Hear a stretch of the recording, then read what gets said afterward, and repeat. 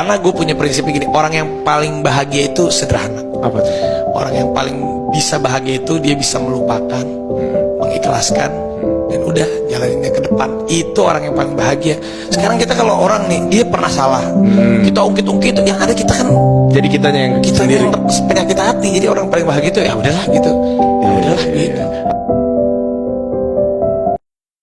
Yang paling tahu diri gue mau dibawa kemana, potensi gue di mana, capeknya gue segimana, diri gue sendiri. Masa lu gak capek?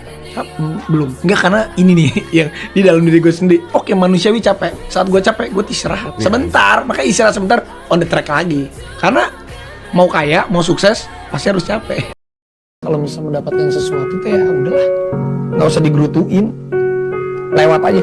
Jadi intinya, kalau kita berhasil dalam setiap target kita, boleh senang, tapi jangan terlalu senang, jangan terlalu bahagia.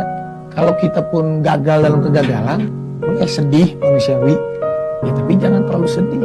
Setiap apa yang mau kita lakukan itu kan dua pilihannya sebenarnya, gagal atau berhasil, ya itu. Jadi saat dua-duanya udah tercapai, ya udah maju terus gitu, jangan terlarut. Saat kita susah tuh nggak ada yang nolong. Gini deh, sesusah-susahnya kita gitu, keluarga aja, adik kakak aja, gue nggak bakal mengharapkan kalau gue kenapa-napa adik gue bantu, kakak gue bantu, nyokap gue bantu, enggak, ya diri gue sendiri aja. Kalau ada yang bisa bantu, ya itu bonus buat kita. Jadi gue tuh selalu diajarin, kaki gue dua, tangan gue dua, ya udah itu. Tapi aja. Tapi lu ngebantuin orang? Nah, karena gue takut, karena gue pernah ngerasain yang namanya susah. Saya tuh selalu berpikirnya gini, oke, kita harus pintar dalam pendidikan, itu sangat penting. Saya nggak pernah memungkiri itu.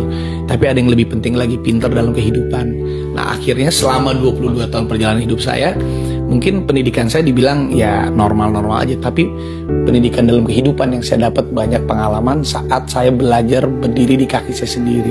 Dari zamannya susah, zamannya ini gimana kita bisa struggling sendiri, dan yang paling penting itu dulu pertama kali saya dapat honor dari umur saya 13 tahun sampai umur saya 21 tahun, saya nggak pernah tahu uang saya berapa. Saya kasih semua ke orang tua. Apapun rumah tangga itu nakodanya adalah seorang laki-laki. Gimana seorang laki-laki itu dia bisa menghandle dan meredam semuanya. Itu ya, apapun kita ya, sebenarnya kuncinya cuma satu. Kita nggak bakalan sukses karena diri kita sendiri. Kita pasti bisa sukses itu karena satu, yang pertama tuh didoain sama keluarga dan didoain sama banyak orang. Makanya gue tuh seneng banget berteman sama banyak orang, menyapa sama banyak orang, silaturahmi sama banyak orang. Buat saya, menyerah itu tidak ada kata menyerah. Kalau kita capek, boleh istirahat sejenak. Tapi setelah itu kita kembali lagi ke track kita untuk mengejar mimpi kita. Dulu, kemana-mana itu, syuting tuh diantar almarhum papa saya. Saya dibayar honor pertama kali itu 500 ribu. 500 ribu itu syuting. Dari Bandung ke Bogor itu naik bis. Udah 40 ribu. Udah menginap di hotel, 40 ribu juga, 50 ribu juga. Mungkin nggak cukup lah. Tapi ya itu nggak boleh menyerah. Itu adalah proses, tidak ada hidup yang tidak melewati proses. Sampai papa saya bilang, jangan kita bekerja itu karena uang, jangan. Tapi biarlah uang yang akan datang kepada kita karena kita bekerja. Karena kalau kita bekerja karena uang, takutnya yang namanya manusia ada ambisi. Ambisi boleh, tetapi jangan berbentuk ambisi yang terlalu. Tapi jadikan itu menjadi motivasi kita. Dan juga biarlah kita naik itu step by step. Kayak saya dulu nggak pernah menyangka saya punya mobil Lamborghini, punya rumah, nggak ada. Semuanya saya jalani dengan setapak. Saya percaya banget kalau rezeki yang kita punya, kita harus bagi kepada siapapun itu. Jadi honor pertama saya satu umur 14 tahun, dapat honor dulu 500 ribu.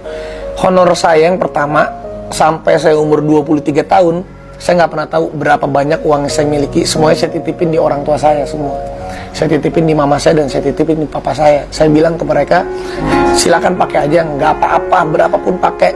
Yang penting saya mau biar buat makan aja. Itu yang saya lakukan kepada orang tua saya. Dan saya tuh baru pegang uang itu umur 23 tahun. Akhirnya mama saya bilang, udah kamu udah gede, biar kamu yang pegang uangnya. Dan waktu itu, papa saya meninggal umur 16 tahun.